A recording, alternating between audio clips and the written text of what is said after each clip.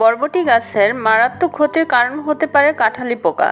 কাঁঠালি পোকার কীড়া বা বাচ্চা গাঢ় হলুদ রঙের হয়ে থাকে, 6 সারি শক্ত কাঁটাযুক্ত হয়ে থাকে। কাঁঠালি পোকার কীড়া বা পূর্ণাঙ্গ উভয় অবস্থাতেই গাছের পাতার সবুজ অংশ খেয়ে পাতাকে স্বচ্ছ জালের মতো করে ফেলে। আক্রান্ত পাতা ধীরে ধীরে শুকিয়ে মারা যায়। এ পোকার আক্রমণ থেকে রক্ষার জন্য পরিষ্কার পরিচ্ছন্ন চাষাবাদ অত্যন্ত জরুরি। ডিমের গাদা ও কীড়াসহ আক্রান্ত পাতা ছিঁড়ে ধ্বংস করে ফেলতে হবে। প্রাথমিক অবস্থায় গাছে শুকনো ছাই ছিটিয়ে দিলেও এ পোকার আক্রমণ থেকে রক্ষা পাওয়া যায়।